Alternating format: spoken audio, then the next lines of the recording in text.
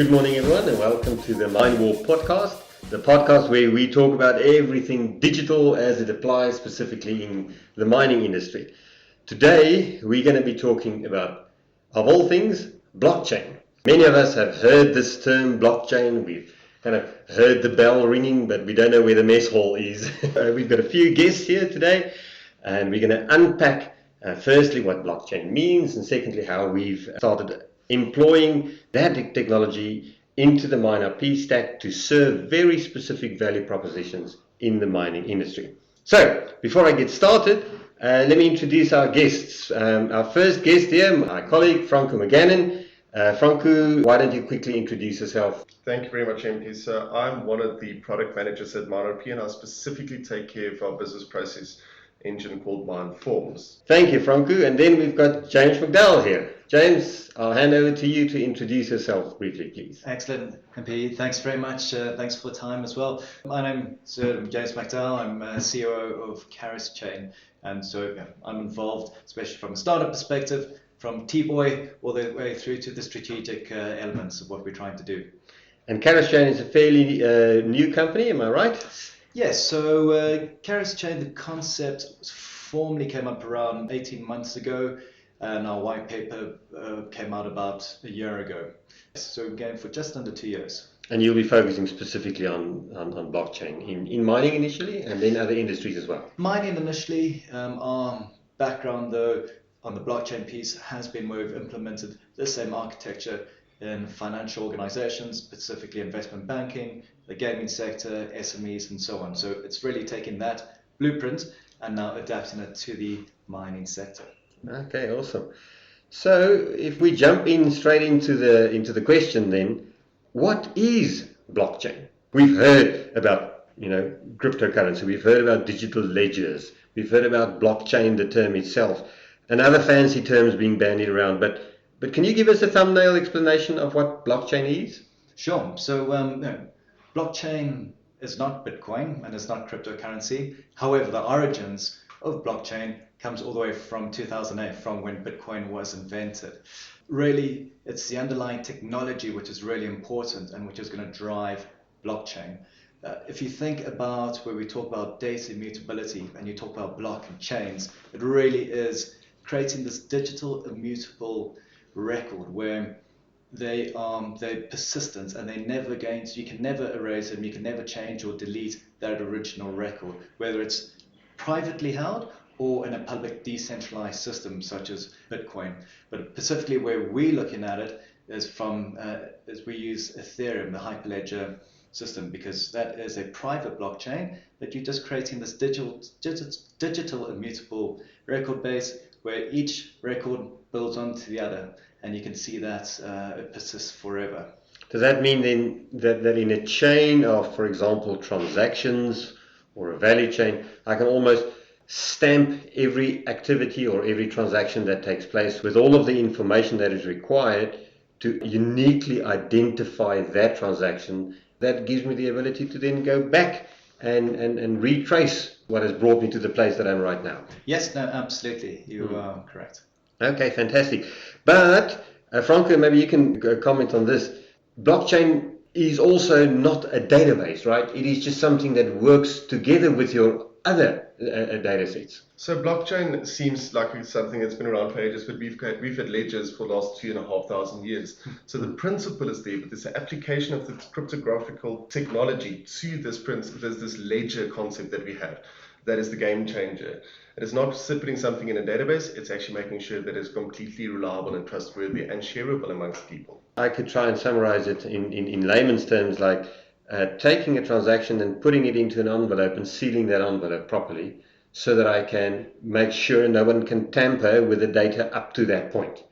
And if someone does try to tamper, there's also capabilities embedded in the blockchain technology that will allow me to know when someone tries to fiddle with this process, right? Yeah, yes, and then the other element of that is that the sharing capabilities, you have absolute control on who you wish to share data with. So if it's a private organization, or let's say a miner, if you want to share the information with your internal audit team or with external auditors or governments, internal groups, you have absolute control over that. And again, you can then regulate that. So if you want to just hand it over to a team so they're only allowed to hold on to the envelope but not open it, then you can control that. If you want, you give them access where they can remove the glue and open up the envelope and see what's inside, they can do that and add a transaction to that, or write another note and add it to that envelope. All right, so it's about understanding the transactions, but also governing who has access to the underlying data and being able to audit that. We've heard about transparency. So how does blockchain aid in this process of making data available for review later on? It's absolutely fundamental, because you have, in terms of transparency, if we go back to the earlier conversation around Bitcoin. So Bitcoin is one end of the extreme where everything is transparent, and you can download every single Bitcoin transaction, every single Ethereum transaction from inception, right from the start, and you can see the entire chain. Now that is from a public decentralized perspective. But when you then flip it over to see, well, transparency, even in a private centralized system, you still have that transparency where you've got this immutable database. And if you want to go and look at every single record which has a unique crypto hash assigned, you can go and query a database. You can go and query however you want to see that information. And it's not only just a transparency, you get into data integrity. I'm sure we'll discuss that shortly. Sure. Franco, in your implementations that we've done, I'm sure we have a lot of application in the mining industry, specifically when it comes to the auditability of resource and reserve data, right? Due to the size and the complexity of the mining industry, there's a ton of information being created every day where people are being held legally responsible, and they need to report on this. And with the distributed ledgers that we can have in the Bitcoin environment, there's applications from planning all the way to execution, rehabilitation, reconciliation, the downstream selling of assets, all of this in one place that is, as you said earlier, available for people to consume. So let's talk about specifically in the mining industry then. Some value propositions that we've been reading about and that we've certainly, and you as Karuschain have been talking about, simplifying compliance. Legal compliance, reporting compliance, etc. How are we thinking about the application of blockchain in the compliance world? Sure. So it goes back to where we're talking about transparency, data immutability, and I think just clarify the statement about transparency. It's targeted transparency, because as any operation, or same as at home, you're not going to open up the doors for everyone to understand, see what's going on, and yes. How you run, how you cook, whatever it might be, or how you operate at home. It's the same with the mining sectors. It's targeted transparency, and so that's why we use a private blockchain. So if you want to share the information, as I said earlier on, with your internal audit team or with your accounting team, you can choose to share the entire set of data, a subset of that data, and exactly what they can see, how they can interact with it, as well as the users, what they can do with that data. From how we see it, blockchain is there to augment and help enhance their existing processes. It's not there as a disruptor. It's there to help improve their processes, help reduce costs, help reduce the redundancies, because as Frank was saying earlier, there's a huge amount of data, and when you think about the complexity, there are over 500 mining software solutions that miners can use. How do you streamline that data, and how do you ensure that you've got data integrity and you don't have duplicate sets of data coming in from different sources? Well, blockchain can help streamline and improve that process so that you know that the data you're operating off is the single trusted source of data, and that's where it needs to start, is from provenance, being able to have a single source of data that you can then trust and then use throughout your business, whether it's from a CFO's perspective, from a treasury side, auditing, that when you make a business decision and it has serious repercussions, whether it's cost, human, logistics, you have that source of data to use and you can trust that data set. And then what you're saying is not that we are going to change the source systems, but that we're going to certify where the data came from. Right. Absolutely. Okay, so obviously that gives us a lot of trust in the data. And if we trust the data, we can use it and we can report on it. And the CEO or the CFO can stand and talk to analysts and other stakeholders and with confidence state the status of their business going forward, right? Absolutely. And you talk about status and people that have to sign off on ore reserves, competent people. I mean, you're putting your name on that, you can go to jail if that's not correct. If you trust that data, it really brings a lot of comfort and protection to those involved in the sector and in that firm. The application here doesn't only allow us though to look back, but there's also forward-looking benefits. If we can trust the data that we're working with, we can engage with other stakeholders more smartly. We hear the term smart contracts have been used. Can either of you talk a little bit more about smart contracts and how that is used? Maybe you can start us off, James. Okay, sure.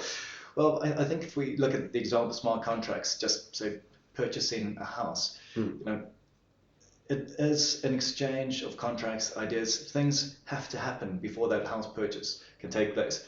First of all, you agree to buy the house. In order to then say, well, to have certainty that the house I'm moving into is sound from an electrical standpoint, structural, and so on, you carry out various sort of surveys, and those get signed off. Well, you can, in a traditional sense, you wait for that, it gets handed over to the solicitors, and they all agree and sign off on that. You can put that onto a smart contract. So it's essentially just writing code that says, automates that. So you satisfy a condition, then you can move to the next stage. And it's almost like Monopoly. If you don't pass go, you're not going to collect your $200. Well, it's the same with a smart contract. You put it in, satisfy those conditions. As those conditions are met, you then can release the funds. So you've done all your legal checks, that all gets signed off. Then now that's fine, you've hit that stage, I must now hand over my deposit. That can go sit in escrow, and then we get to the next stage, and then we can automatically release the funds to the seller. And you then take that concept of smart contracts and you apply it to the mining industry. And again, using contracts, but thinking about it from a turnkey perspective. Every single person that's involved in a mining sector, if you are looking at depletion costs, and how would you verify those depletion costs versus what's actually going on in the ground? Well, you can govern that relationship with smart contracts. Did that person satisfy their contract? And what is now the next stage, and who verifies that? So when you think about inventory, all of that, you can use smart contracts and essentially just creating code that just automates that entire process, and it takes out any sort of human intervention that's required. So you reduce the ability for human errors, fat fingering, and any sort of misgivings that might happen, or misconceptions. And it also means that multiple parties can participate in this transaction, each bringing their little bit to the blockchain, right? So it's not only one company that governs this process, but all the participants contribute data, and all of their data then gets safeguarded. Yes, absolutely. And then again, you have the ability, those that can see the information, it's all about, we said, targeted transparency. Those that you're on that relationship with, whether it's just internally within your firm or along the supply chain, you can then open up your channel so that people can see certain amounts of information to verify. If you said you did this as part of your mine plan, well, you can actually open up and share that this is true to today, like what's happened, what you planned, what you said you'll do, and what's going on still. Right. So the mining process doesn't end at the exploitation phase, but goes right through beneficiation and transport and selling, etc., and ends up with rehabilitation. And right in between, there's the whole community engagement and social responsibility contract that we have with our communities.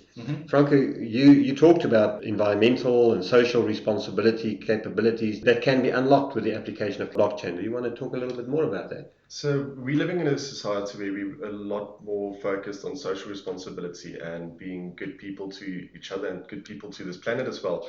If I go buy my wife a new wedding ring, I want to make sure that the diamond that's set in there comes from a responsibly sourced environment. The gold that it's set in is not from some illegal mining operation that uses children to do the work for them somewhere in Africa. And using the blockchain and using the ability to prove the provenance of this, it allows me to ensure that I'm a social operator. So that's just from a private perspective.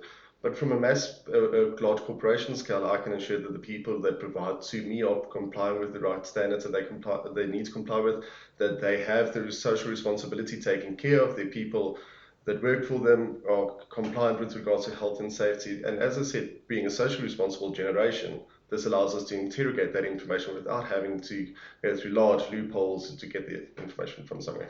Okay. And that is one of the first problem domains that Karuschain wants to solve in the precious metals environment, James, am I right? Yes, absolutely. And Frank was talking about with the social responsibility side. Our tagline is doing it right, because that's absolutely fundamentally what we believe in.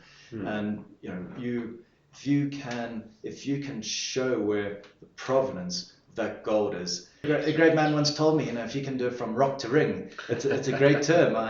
You may have mentioned that, and that is essentially what we're trying to do. To give from a private perspective, individuals, consumers, the ability to actually choose where they want to buy or source their jewelry from.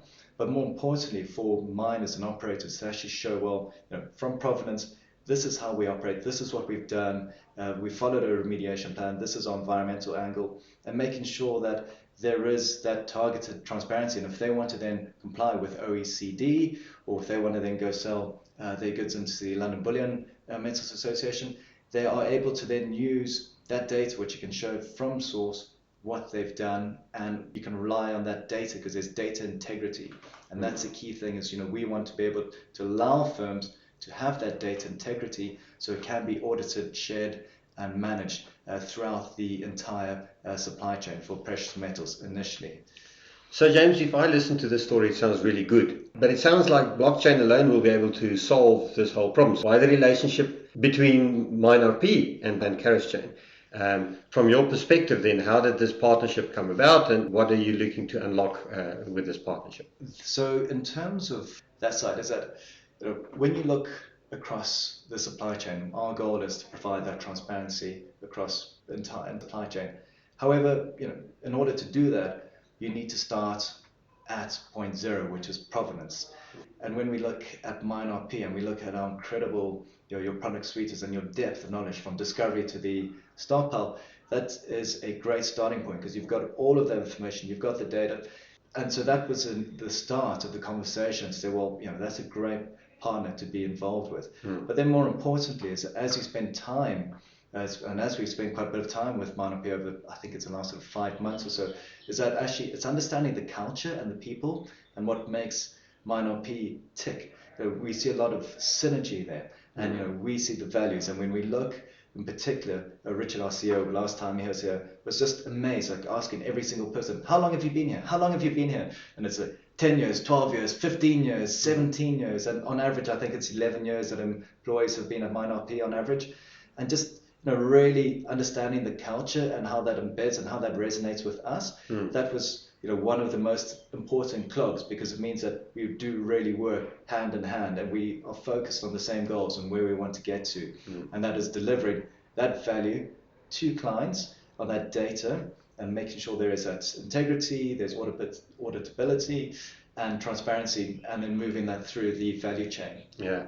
So from our perspective, MineRP is all about providing a platform that takes all of these fragmented parties that contribute to the data pool that describes the mine or the ore body at any given time, and puts that together in a spatial or onto the spatial platform.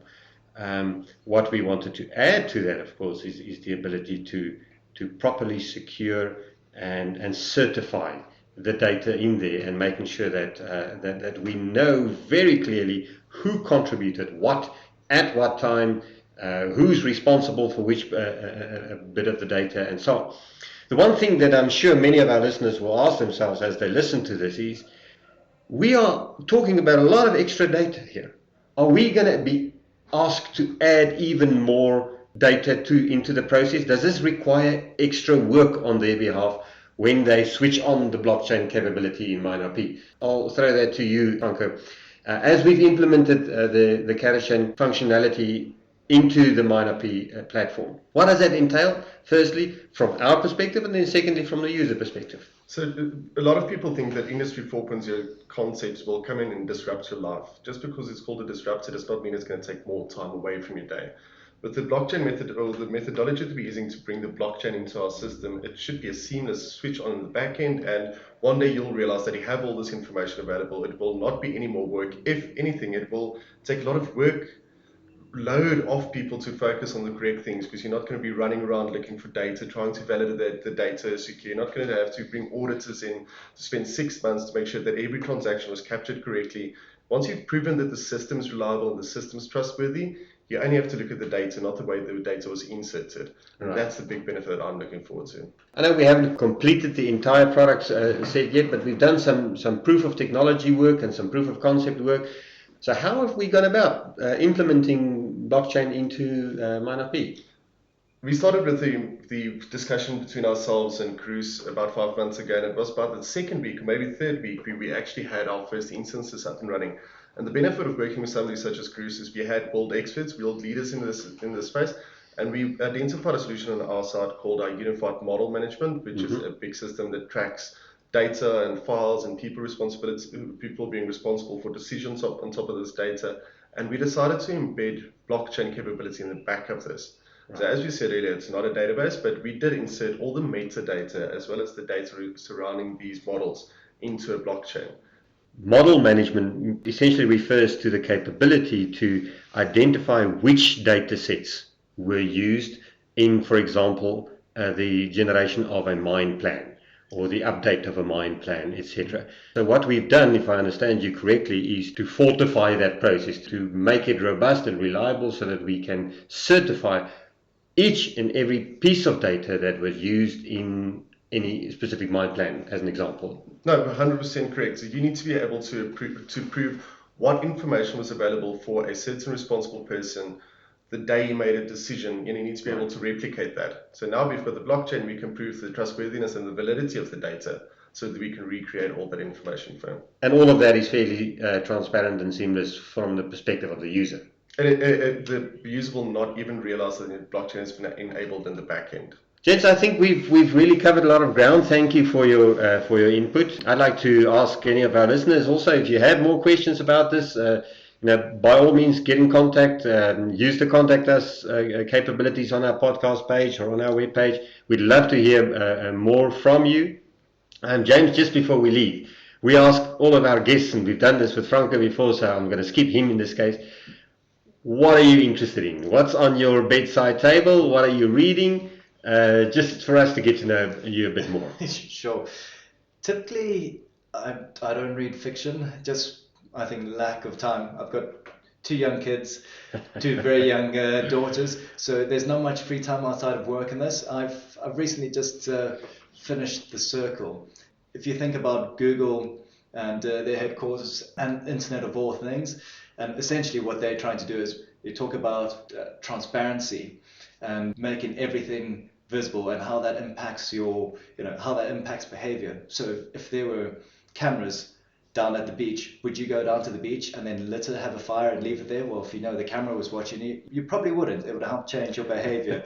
And it sort of goes back to what we talk about with the blockchain, and you can see how that would impact. So when you start having data mutability and transparency, how that impacts the way people behave now and how that impacts, hopefully, in a positive way down the value chain. That is a fiction book, but I've also got the Lean Startup, which try to learn what we can and pick up a few tips along the way to help us in our daily battles. Well, from our side, thank you for your contribution here, and we're certainly looking forward to unlocking this world, making it more accessible to our clients. And for you and your startup, all the best. We are looking forward to a fruitful relationship between the 2 companies, and we are certain that this will unlock a lot of value for the mining industry going forward. No, I appreciate it. Thanks so much for having us here, and it's been an absolute pleasure.